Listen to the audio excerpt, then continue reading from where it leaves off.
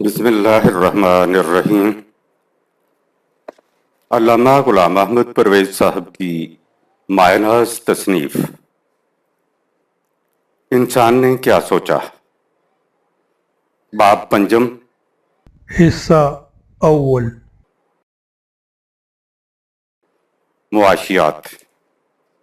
دین پیغمبر ناحق شناس، بر مساوات شکم دارد اساس، تا اخوت را مقام اندر دل است، بیخے او درد دل نہ در آب و گل است۔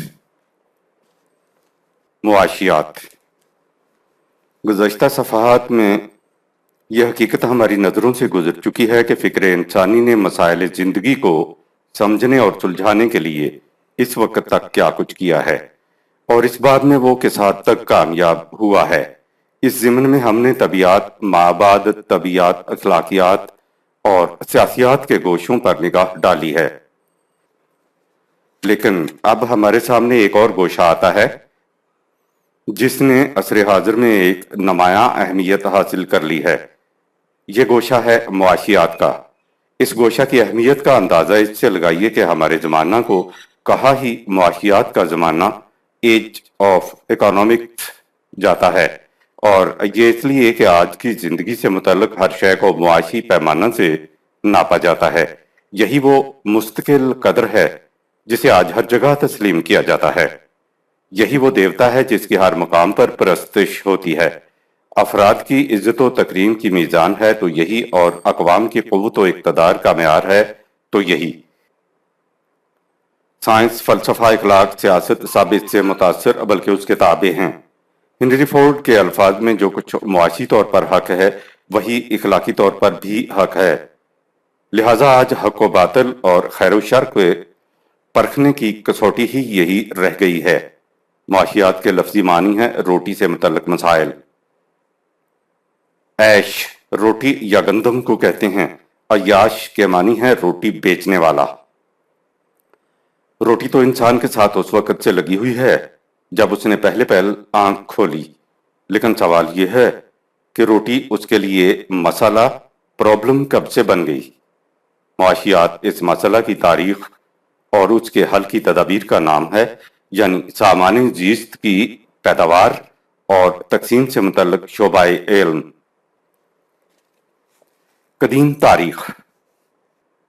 ہم تاریخ کے قدیم ترین ادوار میں دیکھتے ہیں کہ انسانوں کی آبادی زمین کے ان خطوں میں ہوتی تھی جہاں آب و ہوا گرم اور پانی کے افرات ہو، اور ان طبعی اسباب کی وجہ سے پیداوار بکثرت ہو جائے، آبادی کم اور پیداوار زیادہ، لہٰذا اس زمانہ میں روٹی کا مسئلہ پیدا ہی نہیں ہوتا تھا۔ اس سے ذرا آگے بڑھے تو بالادست قوموں نے کمزور قوموں کو اپنا غلام بنانا شروع کر دیا۔ یہ غلام ان کے لیے مزدوروں کا کام کرتے تھے، اس لیے اس زمانہ میں مزدوری، لیبر بھی انسانی تمدن کا کوئی مسئلہ نہ تھا، لہٰذا انسانی تاریخ کے ابتدائی ادوار میں معاشی اقدار پر غور و فکر کرنے کا سوال ہی پیدا نہیں ہوتا تھا، چونکہ مزدور اور دستکار اہل حرفہ بالعموم غلام ہوتے تھے، اس لیے ان پیشوں کو نفرت کی نگاہ سے دیکھا جاتا تھا۔ زراعت کی البتہ قدر ہوتی تھی۔ قدیم یونانیوں کی طبقاتی تقسیم، جس کا تفصیلی ذکر ذرا آگے چل کر آتا ہے، اور ہندوؤں کی ورنوں ذاتوں کی تقسیم اس حقیقت پر شاہد ہے۔ ان میں شودر، مزدور اور دستکار کا مقام معاشرہ میں سب سے نیچے تھا۔ جہاں تک باہمی لین دین کا تعلق ہے، یہودیوں کے ہاں سود لینا منع تھا، لیکن صرف باہمی لین دین میں، اپنی قوم سے باہر اس کی ممانعت نہ تھی۔ قدیم ہندو سوسائٹی میں سود کی ممانعت نہ تھی، اور مختلف اجناس میں اس کی شرح مختلف تھی۔ مثلا سونے کے معاملہ میں 100%، اناج پر 300%، اور اس کے علاوہ ہر اس چیز پر جو تول کر بیچی جائے اصل قیمت کا 8 گنا سود ہوتا تھا۔ ان قدیم ادوار کے معاشی نظام کے متعلق اس قسم کے اشارات سے زیادہ حتمی طور پر کچھ نہیں کہا جا سکتا، البتہ یونان کے معاشرہ کے متعلق اس سے زیادہ متعین گفتگو کی جا سکتی ہے۔ افلاطون کا معاشی تصور۔ اس لیے کہ اس زمانہ کے مفکرین کی کتابیں ہمارے پاس موجود ہیں، ان میں سب سے پہلے ہمارے سامنے افلاطون پلیٹو آتا ہے۔ یہ اپنی کتاب ریپبلک میں لکھتا ہے کہ جہاں تک میں دیکھ سکا ہوں مملکت نوع انسانی کی ضروریات کی وجہ سے وجود میں آتی ہے۔ دنیا میں کوئی فرد خود مکتفی نہیں، ہم میں سے ہر ایک کی مختلف اور متعدد ضروریات ہیں۔ ضروریات کے اختلاف اور تنوع کے لیے ضروری ہے کہ ان کے بہم پہنچانے والے بھی متعدد اور متنوع ہوں۔ ایک شخص اپنی ایک ضرورت کے لیے دوسرے کا محتاج ہوتا ہے اور دوسرا اپنی کسی ضرورت کے لیے تیسرے کا دست نگر۔ جب اس قسم کے تمام افراد یکجا جمع ہو جائیں تو اس کا نام مملکت ہو جاتا ہے۔ یہ تمام افراد مملکت ایک دوسرے سے اپنی اپنی چیزوں کا تبادلہ کرتے ہیں اور ایسا کرنے میں ہر فرد یہ سمجھتا ہے کہ اس تبادلہ میں اس کا اپنا فائدہ ہے۔ اس کے بعد افلاطون لکھتا ہے کہ ہمیں اس حقیقت کو سمجھ لینا چاہیے کہ جب ایک شخص وہی کام کرے جس سے اسے فطرتاً مناسبت ہے اور اسے ٹھیک وقت پر کرے تو اس سے اس کی محنت نہایت عمدہ نتائج پیدا کر سکتی ہے۔ لہذا تقسیم عمل کا اصول عین فطرت کے مطابق ہے۔ اس اصول کے مطابق افلاطون نے اپنی خیالی ریاست میں معاشرہ کو مختلف طبقات میں تقسیم کیا تھا، جن میں ایک طبقہ غلاموں کا بھی تھا جن کے ذمے مزدوری اور مختلف قسم کی دستکاریاں تھیں۔ جہاں تک ملکیت کا تعلق تھا، افلاطون کا نظریہ یہ تھا کہ تم اپنے آپ کو اور اپنی املاک کو اپنی ذاتی ملکیت مت تصور کرو، یہ سب کچھ تمہارے خاندان کی مشترکہ ملکیت ہے، تمہارے موجودہ خاندان کی ہی نہیں بلکہ ماضی میں گزرے ہوئے اور مستقبل میں آنے والے خاندان کی بھی۔ لیکن خاندان اور اس کی املاک بھی اس کی ذاتی ملکیت نہیں، یہ سب مملکت کی ملکیت ہیں۔ لہٰذا میں جس اصول پر قوانین وضع کروں گا وہ یہ ہے کہ کون سی چیز مملکت اور اس کے بعد خاندان کے اجتماعی مفاد کے حق میں جاتی ہے۔ فرد کے احساسات ان دونوں کے تابع رہنے چاہیے۔ عملاً افلاطونی اسکیم یہ تھی کہ ہر فرد کو زمین کا ایک ٹکڑا دے دیا جائے جو مستقل طور پر اس کی تحویل میں رہے۔ یہ زمین اس کے مرنے کے بعد اس کے صرف ایک وارث کی طرف منتقل ہو، عام طور پر بڑے بیٹے کی طرف، اور اگر بیٹا نہ ہو تو داماد کی طرف، یا جسے وہ اپنا متبنہ بنا لے۔ حقیقت یہ ہے کہ جیسا کہ آگے چل کر تفصیل سے بتایا جائے گا، افلاطون کے پیش نظر ایک انتہائی درجہ کی کمیونزم بلکہ مصداقیت تھی جس میں ملاک اور جائیداد کے علاوہ بیویاں اور اولاد بھی سب کی مشترکہ تھیں۔ لیکن یہ کمیونزم صرف اوپر کے دو طبقات نگران حکومت، مفکرین اور محافظین، اہل شمشیر تک محدود تھی، نیچے کے طبقوں کا اس میں کوئی حصہ نہ تھا۔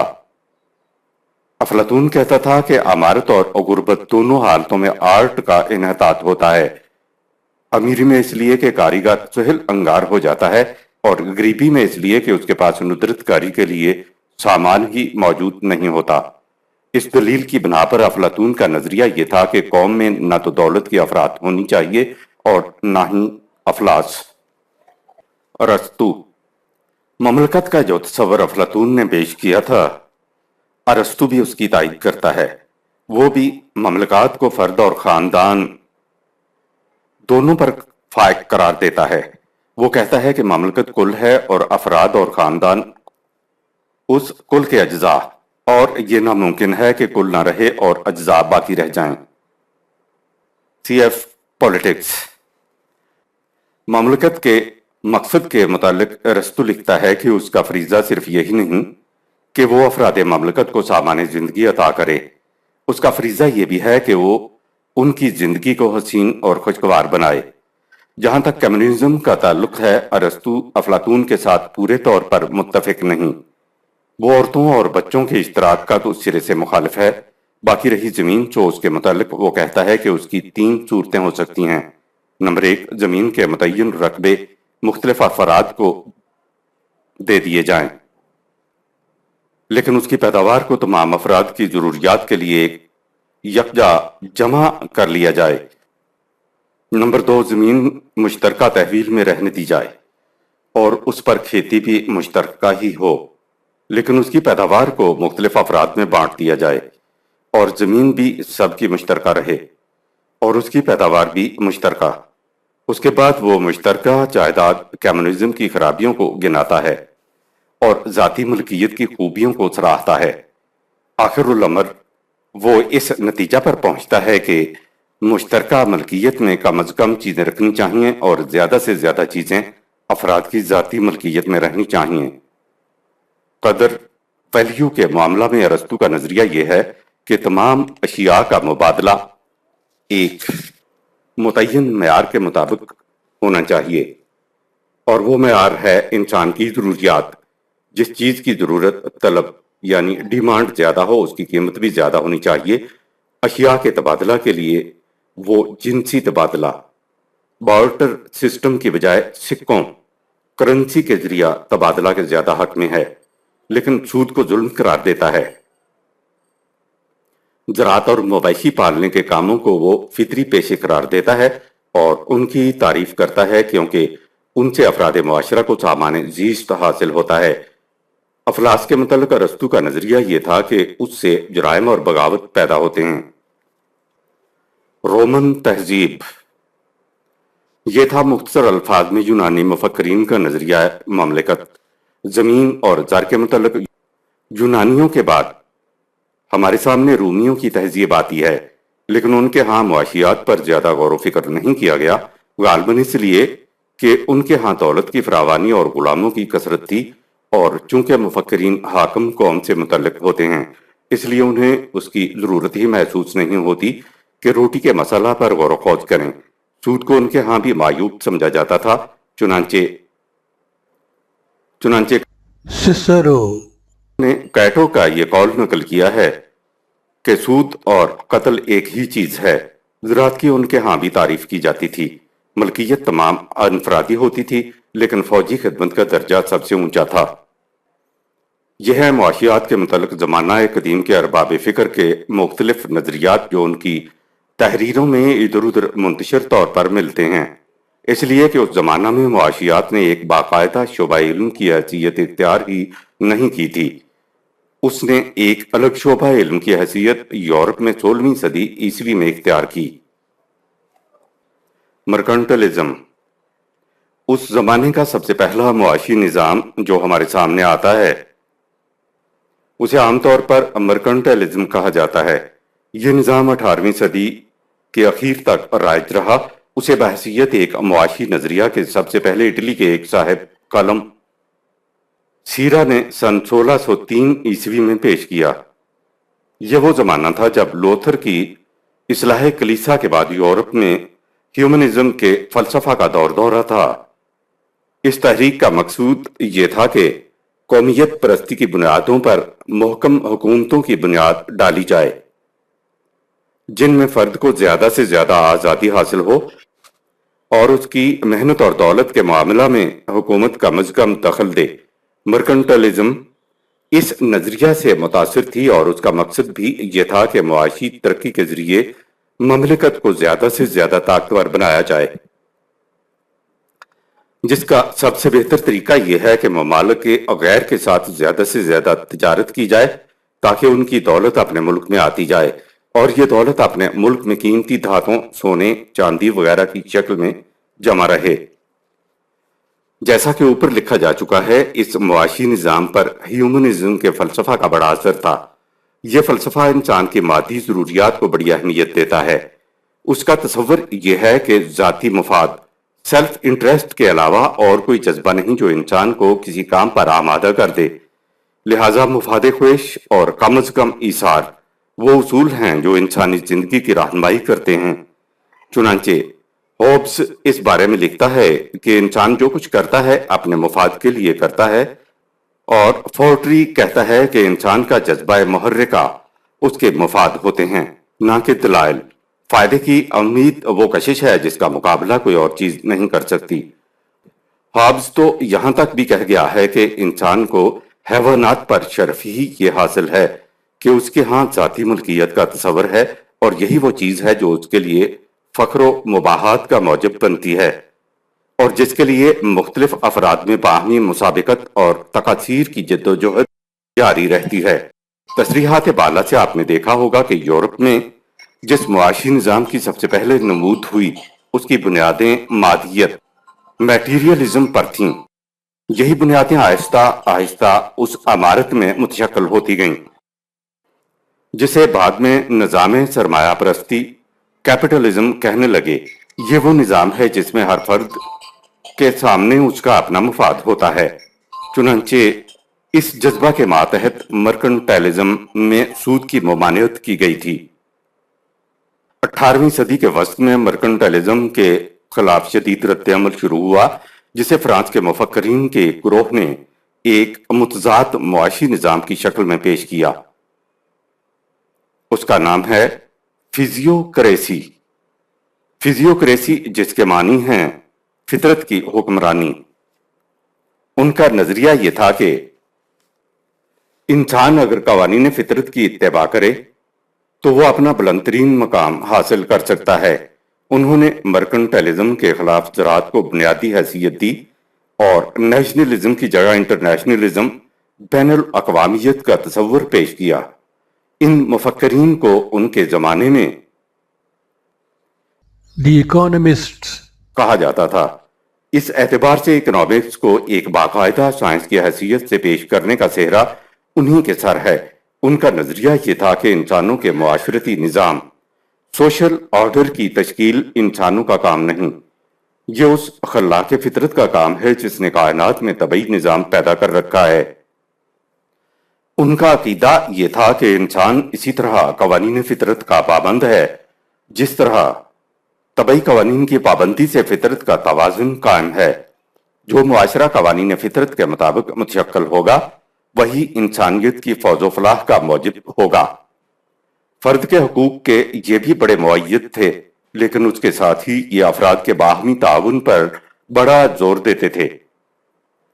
کنے کے الفاظ میں عدل سے مفہوم یہ ہے کہ انسان عقل کی روشنی میں فیصلہ کرے کہ اس کا کتنا حصہ ہے اور دوسرے کا کتنا۔ ان کا یہ بھی عقیدہ تھا کہ فرد کو حکومت کے حدود و ضوابط سے بڑھ کر فطرت کے آئین کی پابندی کرنی چاہیے، جس کا مطلب یہ ہے کہ فرد پر حکومت کے ضوابط کو جس قدر کم کیا جائے گا اسی قدر اس کے معاملات آئین فطرت کے مطابق سر انجام پائیں گے۔ چنانچہ laissez faire. کا مشہور اصول انہی کا وضع کردہ ہے۔ اس کے معنی ہے عدم مداخلت۔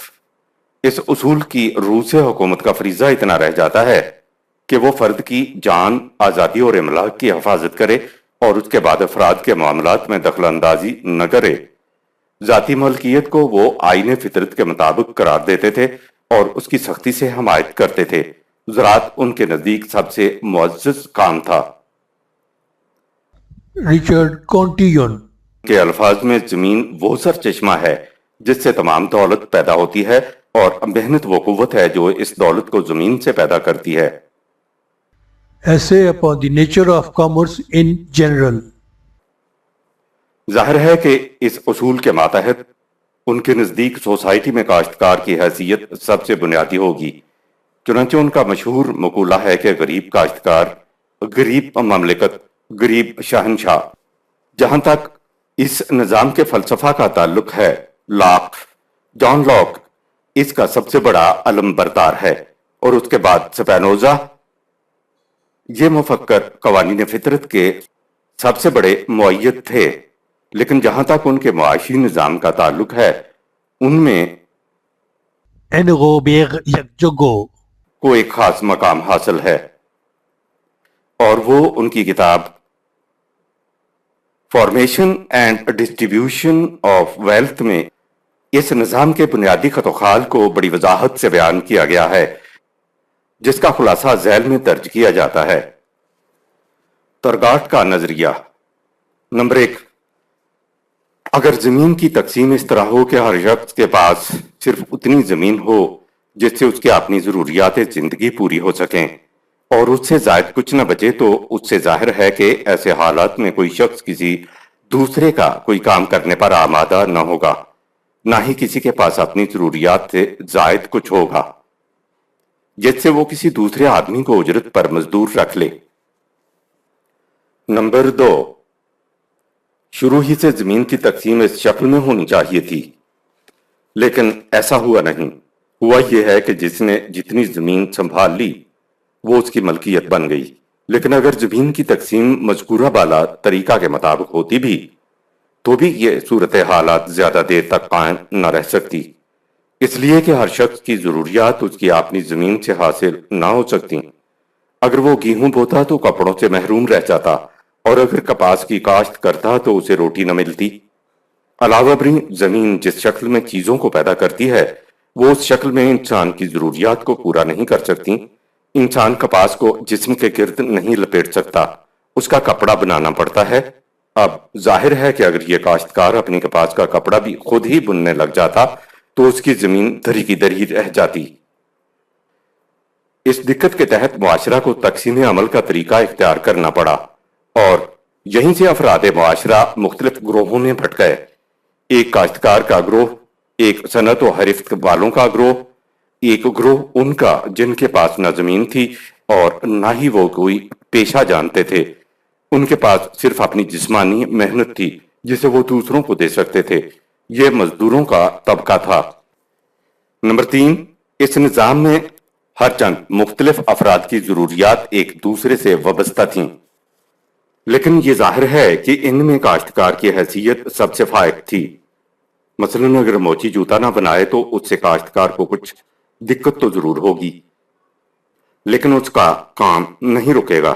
لیکن اگر کاشتکار غلہ پیدا کرنا بند کر دے تو سارے معاشرے کے کاروبار ختم ہو جائیں، نہ کسی کو کھانے کو ملے، نہ زندگی کی گاڑی آگے چلے۔ علاوہ بھی کاشتکار کے علاوہ جس قدر پیشے بھی ہیں ان میں محنت کے معاوضے کا تصفیہ فریقین کی رضامندی سے ہوتا ہے، اور اس کا انحصار خریدنے اور بیچنے والے کی ضرورت پر ہے۔ اگر خریدنے والے کی ضرورت بیچنے والے کی ضرورت سے زیادہ ہے تو چیز کی قیمت زیادہ ہوگی، لیکن اگر بیچنے والے کی ضرورت زیادہ ہے تو اس کی محنت کا معاوضہ کم ہوگا۔ کاشتکار کی پوزیشن ان سب سے مختلف ہے۔ فطرت اس کے ساتھ سودا بازی نہیں کرتی، وہ اس کی محنت کا پورا معاوضہ دے دیتی ہے۔ وہ کبھی ایسا نہیں کرتی کہ اگر کاشتکار کی ضرورت زیادہ ہے تو اس کی محنت میں سے کچھ دبا لے اور غلہ کم اگائے، اور اگر اس کی ضرورت ایسی سخت نہیں تو پھر فصل زیادہ اگے۔ زمین ہمیشہ اسے اس کی محنت سے زیادہ معاوضہ دیتی ہے، اور یہی فاضلہ پیداوار ہے، یعنی اس کی ضروریات سے زیادہ پیداوار، جس سے تمام معاشرہ کا کاروبار چلتا ہے۔ بنابری ملک کی حقیقی دولت کا پیدا کرنے والا کاشتکار ہے۔ نمبر 4، لیکن یہاں تک تو ان کاشتکاروں کا ذکر ہے جو اپنی زمین کی کاشت آپ کرتے ہیں۔ جیسا کہ شروع میں کہا گیا ہے، زمین کی تقسیم اس طرح نہیں ہوئی کہ ہر شخص کو اس کی ضرورت کے مطابق ہی زمین ملے۔ مختلف اسباب کی بنا پر مختلف لوگوں نے اپنی ضروریات سے زیادہ زمینیں سنبھال لیں، اور ان سے پیداوار اتنی زیادہ ہوئی کہ ان کی تمام ضروریات پوری ہونے کے بعد بھی ان کے پاس کچھ نہ کچھ بچ رہا۔ اس فاضلہ دولت سے انہوں نے محنت کرنے والے طبقہ کی محنت خریدی اور ان سے اپنی زمین کاشت کروانا شروع کر دی۔ اس سے زمین کی ملکیت کا تصور پیدا ہو گیا، یعنی زمین کا مالک وہ قرار پا گیا جس نے مزدور کو اجرت پر ملازم رکھا تھا۔ نمبر 5، ایسا بھی ہوا کہ بعض ناگہانی حادثات کی وجہ سے زمین کے مالک کو نقصان ہو گیا۔ اس نے اسے پورا کرنے کے لیے اپنی زمین کا کچھ حصہ کسی دوسرے کی طرف منتقل کر دیا اور اس سے معاوضہ لے لیا۔ اس طرح زمین بھی خرید و فروخت کی چیز قرار پا گئی، حالانکہ فطرت نے اسے اس مقصد کے لیے پیدا ہی نہیں کیا تھا۔ اس طرح معاشرہ میں 3 طبقے پیدا ہو گئے۔ ایک طبقہ کاشتکاروں کا جو زمین سے دولت پیدا کرتے تھے، ایک صنعت و حرفت والوں کا جو زمین کی پیداوار کے معاوضہ میں ضروریات کی چیزیں بہم پہنچاتے تھے، اور تیسرا طبقہ زمین کے مالکوں کا۔ اس طبقہ کو کام کچھ نہیں کرنا پڑتا تھا، کیونکہ ان کی ضروریات حق کے مالکانہ کے عوض کاشتکار بہم پہنچاتے تھے۔ بیکاروں کا یہ طبقہ جس نے معاشرے کے انتظامیہ امور سنبھال لیے، یعنی ایسے امور جن پر خرچ ہی خرچ ہو، پیدا ان سے کچھ نہ ہو، مثلا حکومت کا نظم و نسق، فوجی خدمات وغیرہ، ان میں سے جو کام ان کی حسب پسند ہوتے انہیں تو یہ خود کرتے، اور جو خوشگوار نہ ہوتے ان کے لیے یہ دوسرے لوگ مہیا کر لیتے جو ان کی جگہ اجرت پر کام کرتے، مثلا فوج کے سپاہی وغیرہ۔ اگر یہ براہ راست ایسے لوگوں کو مہیا نہ کرتے تو نظام حکومت کو نقد روپیہ دے دیتے، جس سے اس قسم کے لوگ ملازم رکھ لیے جاتے۔ اس کا نام حکومت کی آمدنی تھا۔ نمبر 6، ان حالات میں معاشرہ 3 طبقوں میں تقسیم ہو جاتا ہے۔ طبقہ اول کاشتکاروں کا طبقہ، یہ محنت کرتا ہے اور اپنی محنت سے کہیں زیادہ پیداوار کر کے معاشرہ کے حوالے کرتا ہے۔ اس میں سے اسے تو صرف اس کی محنت کا معاوضہ ملتا ہے اور باقی سب کچھ زمین کا مالک لے جاتا ہے۔ یہ دوسرا طبقہ ہے جو محنت کچھ نہیں کرتا اور پیداوار کا زیادہ سے زیادہ حصہ سنبھال لیتا ہے۔ کاشتکار کی ضرورت فطری ہے، یعنی فطرت کو کاشتکار کی ضرورت ہے، اس لیے کہ فطرت محنت کے بغیر زمین سے پیدا نہیں کرتی۔ زمین کے مالک کو بھی کاشتکار کی ضرورت ہے، کیونکہ اس کی محنت کے بغیر اسے کچھ نہیں مل سکتا۔ لیکن مالکان زمین کا طبقہ بالکل غیر فطری ہے، ان کی نہ تو فطرت کو ضرورت ہے اور نہ ہی کاشتکاروں کو۔ تیسرا طبقہ صنعت کاروں کا ہے، یہ محنت کرتا ہے اور اس کا معاوضہ معاشرے سے لے لیتا ہے۔ معاشرہ کو کچھ پیدا کر کے نہیں دیتا، صرف پیدا شدہ سے بنا کر دیتا ہے، اس لیے یہ طبقہ زمین کے مالکوں کی طرح بانجھ ہے، یعنی جو پیدا کچھ نہیں کرتا۔ پیدا کرنے والا طبقہ صرف وہی ہے جو زمین پر محنت کرتا ہے۔ نمبر 7، لیکن ابھی ایک اور بانجھ طبقہ کا ذکر باقی ہے۔ ہم دیکھ چکے ہیں کہ معاشرہ میں مختلف لوگوں کی ضروریات مختلف ہوتی ہیں اور ان کی یہ ضروریات اشیاء کے باہمی تبادلہ سے پوری ہوتی ہیں۔ ایک شخص کے پاس تیل ہے اور اسے گیہوں کی ضرورت ہے، دوسرے کے پاس گیہوں ہے اور اسے تیل کی ضرورت ہے۔ ان دونوں نے تیل اور گیہوں کا تبادلہ کر لیا اور دونوں کی ضرورت پوری ہو گئی۔ لیکن فرض کیجئے کہ گیہوں والے کو تیل کی ضرورت ہے لیکن تیل والے کو گیہوں کی ضرورت نہیں، اس کے پاس گیہوں خود موجود ہے، تو اس صورت میں تبادلہ کی صورت کیا ہو؟ اس دشواری کے حل کے لیے زر مبادلہ کے وضع کرنے کی ضرورت پڑی۔ قدیم اقوام نے سونا چاندی جیسی کم یاب اور اس لیے قیمتی دھاتوں کو بطور معیار تبادلہ اختیار کیا، اور اس طرح روپیہ کا وجود عمل میں آ گیا۔ یہ ایک ایسی جنس تھی جس سے سب کچھ خریدا جا سکتا تھا اور جو رکھے رہنے سے خراب بھی نہیں ہو سکتی تھی، لہٰذا اس جمع شدہ دھاتوں کے ٹکڑوں نے مستقل سرمایہ کی شکل اختیار کر لی۔ کبھی ایسا بھی ہوتا تھا کہ ایک صنعت کار کے پاس وہ خام مسالہ نہیں رہتا تھا جس سے وہ ضرورت کی چیزیں تیار کر سکے۔ اس مقصد کے لیے وہ کسی ہمسایہ سے دھاتوں کے یہ سکے عارضی استعمال یوز کے لیے لے لیتا تھا اور اپنا کام چلا کر انہیں واپس دے دیتا تھا۔ لیکن رفتہ رفتہ ان سکوں کے مالکوں نے سوچا کہ انہیں یوں ہی مفت میں استعمال کے لیے کیوں دیا جائے، چنانچہ انہوں نے ان کے استعمال یوز کا معاوضہ لینا شروع کر دیا۔ اس کا نام سود یا usury, یعنی دھات کے ٹکڑوں کے عارضی استعمال کا معاوضہ۔ یہ لوگ جو اس طرح دوسروں سے معاوضہ وصول کرتے تھے، تیسری قسم کے بانجھ طبقہ پیدا کرنے کے ذمہ دار تھے۔ یہ ہے مختصر الفاظ میں Turgo, کا معاشی نظریہ۔ اس سے آپ نے دیکھ لیا ہوگا کہ اس کے نزدیک انسان کی دولت کا سرچشمہ زمین ہے اور اس دولت کا پیدا کرنے والا کاشتکار۔ ساری دنیا کی مشینری اس پیداوار کے سر پر چلتی ہے جو کاشتکار کی ضرورت سے زیادہ زمین سے نکلتی ہے۔ یہ نظریہ physiocrats, کے تصور کی صحیح ترجمانی کرتا ہے۔ ممکن ہے physiocrats, اس کا یہ معاشی نظریہ اور زیادہ پھیلتا، لیکن اس زمانہ میں اسکاٹ لینڈ میں ایک ایسا معاشی مفکر پیدا ہوا جو ان تمام مفکرین پر چھا گیا۔ اس کا نام ایڈم سمتھ ہے، جس کی کتاب دا ویلتھ آف نیشنز کے متعلق اس وقت تک تسلیم کیا جاتا ہے کہ معاشیات پر اس سے زیادہ اہم کتاب اور کوئی نہیں لکھی گئی۔ اس کتاب کے لکھنے سے پہلے سمتھ کچھ عرصہ فرانس میں رہا اور physiocrats, بالخصوص ڈیوڈ ہیوم سے کافی متاثر ہوا۔ خود ہیوم نے بھی اس کی کتاب کا بڑی گرمجوشی سے استقبال کیا تھا۔ اس کتاب کے 5 ایڈیشن سمتھ کی زندگی میں شائع ہو چکے تھے۔ اس کے بعد یورپ کی قریب ہر زبان میں اس کتاب کے تراجم شائع ہو چکے ہیں۔ یہ کتاب نظام سرمایہ داری کیپٹلسٹ سسٹم کی بائبل ہے۔ سمتھ کا بنیادی نظریہ یہ تھا کہ دولت کی اصل محنت لیبر ہے، لہٰذا دولت کا سرچشمہ زمین نہیں، صنعت کاری انڈسٹریل سسٹم ہے۔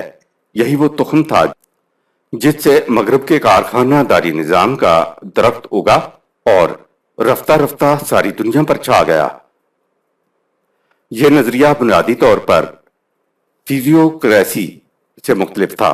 سمتھ کا کہنا یہ ہے کہ تمام حیوانات میں انسان ہی وہ ہے جو اپنی ضروریات کی چیزوں کا ایک دوسرے سے تبادلہ کرتا ہے، لہٰذا جو قوم ایسی چیزیں تیار کرے جن سے دوسرے انسانوں کی ضروریات بڑھتی جائیں، اس قوم کے پاس دوسروں کی دولت زیادہ سے زیادہ کھنچی چلی آئے گی۔ یہ سود کو جائز قرار دیتا ہے، البتہ اس کی شرح کے متعلق لکھتا ہے کہ اسے حکومت کو مقرر کرنا چاہیے، کیونکہ یہ انفرادی مفاد کا حامی ہے، اس لیے پرائیویٹ پراپرٹی ذاتی ملکیت پر کسی قسم کی پابندی عائد کرنے کے حق میں نہیں، اور ان امور میں حکومت کو دخل اندازی کا اختیار نہیں دیتا۔ صرف مالک اور مزدور کے جھگڑوں میں حکومت کی مداخلت ضروری سمجھتا ہے۔ سمتھ کا نظریہ عقیدہ اور نظام خالصتاً مادہ پرستانہ میٹیریلسٹک ہے۔ اس کے سامنے کوئی اخلاقی تصور نہیں، نہ ہی زندگی کا کوئی بلند مقصد۔ وہ اس خطرے کو محسوس کرتا ہے کہ اس کے نظام میں متضاد مفاد کا تصادم ہوگا، لیکن وہ یہ کہہ کر اپنے آپ کو اطمینان دے لیتا ہے کہ سرمایہ دار طبقہ کا مفاد خواہش اس مسئلہ کا حل خود دریافت کر لیا کرے گا۔ سمتھ کے متبعین اگرچہ سمتھ نے اپنے معاشی نظریہ کا کوئی خاص نام نہیں رکھا، لیکن اس کا اثر اس قدر گہرا اور وسیع تھا کہ سمتھنز خود بخود ایک معاشی نظام کی حیثیت سے معروف ہو گیا۔ جو معاشی مفکرین اس سے زیادہ متاثر ہوئے ان میں بینتھم، جرمی بینتھم مالتھوس، تھامس رابرٹ مالتھوس سن 1766 تا 1834 عیسوی اور ڈیوڈ ریکارڈو 1772 تا 1823 عیسوی زیادہ مشہور ہیں۔ بینتھم اپنے اصول افادیت پرنسپل آف یوٹیلیٹی کے لیے مشہور ہے۔ ہم اخلاقیات کے باب میں دیکھ چکے ہیں کہ افادیت کے نظریہ کی روح سے انسان کے عمل کا جذبہ محرکہ صرف حصول لذت اور دفع قرب ہے۔ یہ نظریہ در حقیقت ہیڈنزم پر مبنی ہے۔ اس نظریہ کی روح سے بینتھم کہتا ہے کہ انسان کی خوشی کا معیار اس کی دولت ہے اور ہر فرد کی اپنی خوشی اور مسرت زندگی کا مقصود ہے۔ ملت محض ایک فرضی نام ہے، اصل حیثیت افراد ہی کی ہے۔ افراد کی خوشی کے مجموعہ کا نام ملت کی خوشی ہے، لہٰذا جس معاشرہ میں زیادہ سے زیادہ افراد کے پاس زیادہ سے زیادہ دولت ہوگی، اس معاشرہ کو کامیاب معاشرہ کہا جا سکے گا۔ چونکہ اس نظریہ کی روح سے فرد میں سب کچھ ہے، اس لیے وہ حکومت کا فریضہ صرف اس قدر سمجھتا ہے کہ وہ افراد کے معاملات میں دخل انداز نہ ہو۔ افراد حصول مفاد میں جس قدر باہمی مقابلہ کرنا چاہیں کریں، جس قدر دولت سمیٹنا چاہیں سمیٹیں، حتیٰ کہ وہ اس باب میں سمتھ سے بھی ایک قدم آگے جاتا ہے۔ وہ کہتا ہے کہ حکومت کو اس کا بھی اختیار نہیں ہونا چاہیے کہ وہ سود کی شرح متعین کرے، یہ بھی فرد کی خوشی کے راستے میں مزاحمت پیدا کرنے کے مترادف ہے۔ بینتھم نے فزیوکریٹس کہ فلسفہ فطرت کو سمتھ سے بھی زیادہ نقصان پہنچایا اور انسانی نگاہ کو فرقہ کی ذاتی اور یکسر مادی مسرتوں پر مرکوز کر دیا۔ یہی اس کا بڑا کارنامہ ہے جس کے لیے اس کا شمار مغرب کے مشاہیر میں ہوتا ہے۔ مالتھوس۔ بینتھم کے بعد ہمارے سامنے مالتھوس آتا ہے جو اپنے اصول آبادی پرنسپل آف پاپولیشن کے لیے مشہور ہے۔ انسانی آبادی کا اس تیزی سے بڑھتے جانا وہ خطرہ ہے جو مالتھوس کے اعصاب پر بری طرح سوار ہے۔ وہ کہتا ہے کہ جس رفتار سے دنیا کی آبادی بڑھ رہی ہے، زمین کی پیداوار اس نسبت سے نہیں بڑھتی رہی۔ زمین میں اس کی استطاعت ہے کہ وہ اتنی بڑی ہوئی آبادی کا پیٹ پال سکے۔ لہٰذا اگر یہ صورتحالات اسی طرح رہی تو مالتوس کے نزدیک وہ دن دور نہیں جب نوع انسانی کا درخت خود اپنے پھلوں کے بوجھ سے گر کر ٹوٹ جائے گا اور انسانیت تباہ ہو جائے گی۔ اس کے نزدیک اس کا علاج کچھ بھی نہیں، اس لیے کہ انسان میں جنسیاتی کشش کا خاتمہ نہیں کیا جا سکتا، اور جب تک یہ کشش موجود ہے آبادی کا سلسلہ رک نہیں سکتا۔ اس کی کتاب 1798 عیسوی میں بغیر اس کے نام کے anonymously شائع ہوئی اور تھوڑے ہی دنوں میں سارے ملک میں گرما گرم بحث کا موضوع بن گئی۔ اس کے خلاف اس قدر اعتراضات ہوئے کہ اس نے ان کے جواب کے لیے مختلف ممالک کا سفر کیا اور وہاں سے شادی، اولاد، سامان زیست وغیرہ سے متعلق بہت سا مواد اکٹھا کیا۔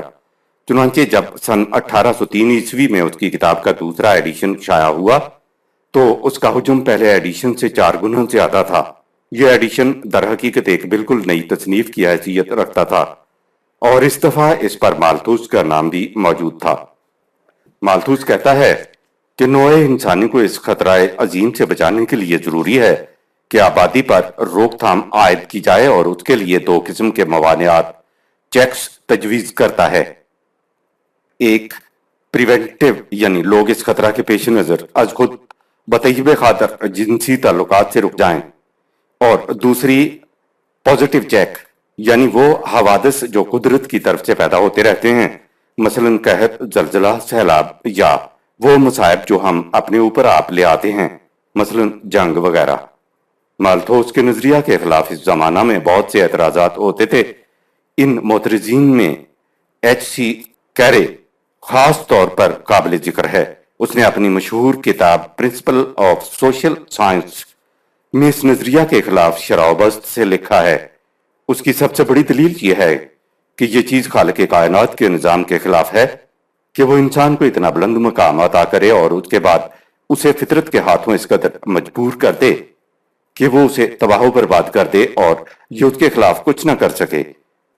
اس کی دوسری دلیل، جس کی تائید ہربرٹ اسپینسر نے بھی کی ہے، یہ ہے کہ جوں جوں انسان ذہنی طور پر ترقی کرتا ہے اس کی نسل کی افزائش میں کمی ہوتی جاتی ہے، اور چونکہ انسان دن بدن شعوری طور پر بلند ہوتا جا رہا ہے، اس لیے جس خطرہ کا اظہار مالتھوس نے کیا ہے وہ واقعی خطرہ نہیں، محض مزعومہ ہے۔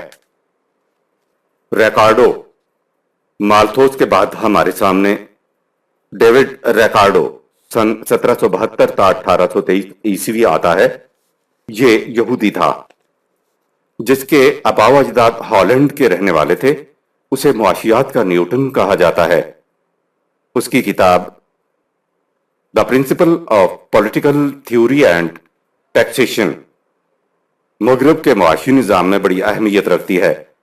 اس کا بنیادی نظریہ یہ تھا کہ زمین کی پیداوار 3 حصوں میں تقسیم کرنی چاہیے۔ ایک حصہ زمین کے مالک کا جسے زمین کا کرایہ رینٹ کہنا چاہیے، دوسرا حصہ اس سرمایہ دار کا جو زراعت میں روپیہ لگائے، اس کا نام اس کی اصطلاح میں نفع پروفٹ تھا، اور تیسرا حصہ مزدور کا جو اس میں کاشتکاری کرے، اس کا نام اجرت ویجز تھا۔ مزدور کے حصہ کے متعلق اس کا نظریہ یہ تھا کہ مزدور کی فطری اجرت صرف اس قدر ہے کہ جس سے وہ زندہ رہ سکے اور اپنی نسل کو اس طرح باقی رکھ سکے کہ وہ نہ تو کم ہونے پائے اور نہ زیادہ۔ مالکان اراضی کے حقوق کرایہ کے متعلق اس کا نظریہ یہ تھا کہ اگر زمین کی پیداوار بافراط ہونے لگ جائے تو یہ کرایہ کم رہ جاتا ہے، اس لیے اس کرایہ کو بڑھانے کا طریقہ یہ ہے کہ پیداوار میں کمی ہو، باقی رہا سرمایہ دار کا منافع اور مزدور کی اجرت کا سوال۔ تو جس قدر مزدور کی اجرت زیادہ ہوگی اتنا ہی سرمایہ دار کا منافع کم ہوگا، لہذا سرمایہ دار اور مزدور میں مستقل کشمکش قانون فطرت کا تقاضا ہے۔ ریکارڈو کا معاشی نظریہ خالص مادہ پرستانہ تھا، اور یہی وہ معاشی مفکر تھا جس نے معاشیات کو اخلاقیات اور سیاسیات سے الگ کر کے ایک جداگانہ سائنس اکنامکس کی حیثیت دی تھی۔ کارل مارکس اس کے نظریات سے بہت متاثر تھا۔ سسمانڈے۔ کلاسیکل اکنامکس کے خلاف سب سے مؤثر آواز فرانسیسی مصنف اور مورخ سسمانڈے سن 1773 تا 1842 نے اٹھائی۔ یہ سمتھ ایڈم سمتھ کو اپنا امام تسلیم کرتا ہے، لیکن اس نے اس کے معاشی نظریہ پر بہت سے اضافے کیے ہیں۔ مالتوس اور ریکارڈو وغیرہ پر اس کی تنقید بڑی کڑی ہوتی ہے۔ اس کا نظریہ یہ تھا کہ ہمیں قوم کی اجتماعی آسائش اور مسرت کو زیادہ سے زیادہ بڑھانا چاہیے، اور یہ اسی صورت میں ہو سکتا ہے کہ ہر شخص کو یقین ہو کہ وہ محنت کے ذریعہ دیانتدارانہ زندگی بسر کر سکتا ہے۔ وہ چاہتا یہ تھا کہ ملک کی دولت اس کی آبادی کے ساتھ ساتھ بڑھتی جائے اور آبادی اس ملک کی آمدنی سے زیادہ نہ ہونے پائے۔ پیداوار کی تقسیم کے متعلق اس کی سکیم یہ تھی کہ اسے سرمایہ اور صارفین کنزیومر میں برابر بانٹ دیا جائے۔ یہ بحیثیت مجموعی اس کی ہمدردیاں مزدور کے ساتھ تھیں، لیکن نہ اس حد تک جس تک سوشلزم جاتی ہے۔ اس مقصد کے لیے وہ گورنمنٹ کی مداخلت کو ضروری قرار دیتا تھا اور ملک کی معاشی زندگی پر اجتماعی کنٹرول کا حامی تھا۔ اس کا معاشی نظریہ اخلاقیات پر مبنی تھا، جس کا محرک جذبہ انسانی ہمدردی تھا۔ اب یورپ میں وہ زمانہ آ رہا تھا جب صنعتی انقلاب اور سرمایہ داری کے تباہ کن اثرات آہستہ آہستہ سامنے آنے شروع ہو گئے تھے۔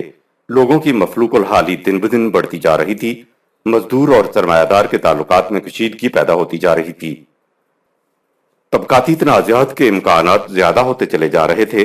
اس صورت حالات نے بہت سے ایسے مفکرین کو متاثر کیا جو چسمانڈے کی طرح اپنے پہلو میں دل درد آگیں رکھتے تھے۔ یہ اس متشدد ٹائپ کے سوشلسٹ تو نہیں تھے جو ان کے بعد اسٹیج پر آ رہے تھے، لیکن ان کی ہمدردیاں مزدوروں اور غریبوں کے ساتھ تھیں۔ یہ جارحانہ انقلابی کارروائیوں سے نہیں بلکہ تعلیم اور اخلاقی اپیلوں کے ذریعے طبقہ بالا میں تبدیلی کے لیے کوشاں تھے۔ سائمن، ان میں سب سے پہلے ہمارے سامنے سینٹ سائمن سن 1760 تا 1825 عیسوی آتا ہے۔ یہ مزدوروں کے طبقہ کا حامی تھا اور یہ چاہتا تھا کہ ان کی تعلیمی اور جسمانی حالت میں خوشگوار تبدیلی پیدا ہو جائے۔ اس کا نظریہ یہ تھا کہ معاشرہ کی اثر نو تنظیم اس طرح کرنی چاہیے کہ اس میں تمام افراد کام کریں، کوئی شخص بیکار بیٹھ کر دوسروں کی محنت پر زندگی نہ بسر کرے۔ اس کے متبعین اس حد تک بھی آگے بڑھ گئے تھے کہ وہ چاہتے تھے کہ سرمایہ دار طبقہ مٹ جائے، وراثت کو ختم کر دیا جائے اور مزدوروں میں زیادہ سے زیادہ اجتماعیت اور اشتراکیت کا جذبہ پیدا کیا جائے۔ ان میں سب سے نمایاں شخصیت رابرٹ اووین سن 1771 تا سن 1858 کی تھی۔ اس کی معاشی فکر کا بنیادی اصول یہ تھا کہ انسان اپنے ماحول کی پیداوار ہوتا ہے، وہ اپنا کیریکٹر خود نہیں بناتا، اس کا معاشرہ اسے اس کا کیریکٹر بنا کر دیتا ہے۔ اووین ایک نظری مفکر نہ تھا بلکہ ایک عملی مسلح تھا۔ اس نے گلاسگو کے قریب نیو لانرک کی بستی میں ایک کارخانہ خریدا جس میں مزدوروں کے علاوہ بہت سے بچے بھی کام کرتے تھے۔ اس نے بچوں کو اس جان کا مشقت سے نجات دلائی، مزدوروں کے لیے عمدہ رہائش گاہیں بنوائیں، مدرسے کھولے، ان کی حفظان صحت کا انتظام کیا۔ اس کا کہنا تھا کہ سرمایہ دار کے لیے 5% منافع کافی ہے، اس سے زیادہ سب کا سب مزدوروں کی بہبودی پر صرف ہونا چاہیے۔ یہ تجربہ مزدوروں کے حق میں تو بہت اچھا ثابت ہوا، لیکن سرمایہ دار طبقہ اووین کا ساتھ چھوڑتا گیا۔ وہ کہتے تھے کہ یہ شخص پاگل ہے اور یہ کہتا تھا کہ اس کے سوا باقی سب دنیا پاگل ہے۔ اس کے بعد اس نے مذہب کی بھی مخالفت شروع کر دی۔ وہ کہتا تھا کہ مذہب کا عقیدہ ہے کہ انسان اپنے اعمال کا آپ ذمہ دار ہے، حالانکہ یہ حقیقت کے خلاف ہے۔ اس کے اعمال کا ذمہ دار وہ معاشرہ ہے جس کی وہ پیداوار ہے۔ اس سے اس کے دوسرے دوستوں نے اس کا ساتھ چھوڑنا شروع کر دیا، لیکن وہ اپنی دھن کا پکا تھا۔ اس نے مزدوروں کی اصلاح کا کام برابر جاری رکھا۔ مارکس اس کے اس بنیادی نظریہ سے بہت متاثر تھا کہ انسان اپنے ماحول کی پیداوار ہوتا ہے۔ کول کے الفاظ میں اس نے اووین کے سوانح حیات لکھے ہیں، اگرچہ اس وقت اشتراکیین کے نزدیک یہ تصور مارکس کا پیدا کرتا ہے، لیکن در حقیقت اس کا مصنف اووین ہے، لہذا مارکس کی مادی تعبیر انسانی کا چہرہ اووین کے سر ہے۔ یہ نظریہ بھی اووین ہی کا ہے کہ انسان کی ترقی کے راستے میں 3 بڑے بڑے موانع ہیں: ذاتی جائیداد، مذہب اور شادی۔ اس کا خیال تھا کہ صحیح اشتراکی زندگی میں ان تینوں کو مٹا دینا ہوگا۔ اس سے آپ نے اندازہ لگا لیا ہوگا کہ مارکس کی اشتراکیت کس حد تک اوین کی مرہون منت ہے۔ لوئی بلان اسی قسم کا ایک اشتراکی ریفارمر لوئی بلان تھا۔ یہ فرانس کا انقلابی ریفارمر تھا۔ اس کا نظریہ یہ تھا کہ مملکت کے ہر فرد کے لیے کام مہیا کرنا حکومت کا فریضہ ہے اور مزدوروں کو ان کی محنت کے مطابق ہی معاوضہ نہیں ملنا چاہیے بلکہ اتنا زیادہ ملنا چاہیے جس سے ان کی تمام ضروریات زندگی پوری ہو جائیں۔ Proudhon, اسی جماعت کا ایک اور ممتاز فرد Proudhon, سن 1809 تا 1868 عیسوی تھا۔ یہ در حقیقت مارکسی اشتراکیت کا طائر پیش رس تھا۔ اس کا عقیدہ تھا کہ جائیداد خالص چوری ہے اور جائیدادوں کے مالک سب چور ہیں۔ اس کے نزدیک ایک کمیونسٹ اسٹیٹ میں مشترکہ جائیداد کا تصور بھی جائز نہیں۔ وہ کہتا تھا کہ جائیداد بنتی اس طرح ہے کہ دوسرے لوگ محنت کرتے ہیں اور ان کی محنت کے محاصل کو کوئی اور لے اڑتا ہے۔ زمین کے متعلق اس کا نظریہ یہ تھا کہ یہ فطرت کا عطیہ ہے جس پر ملکیت کا کسی کو حق نہیں اور نہ ہی اسے بٹائی اور کرایہ پر دیا جا سکتا ہے۔ اس سے صرف انسان کی ضروریات پوری کی جا سکتی ہے۔ کارل مارکس سن 1818 تا 1883 عیسوی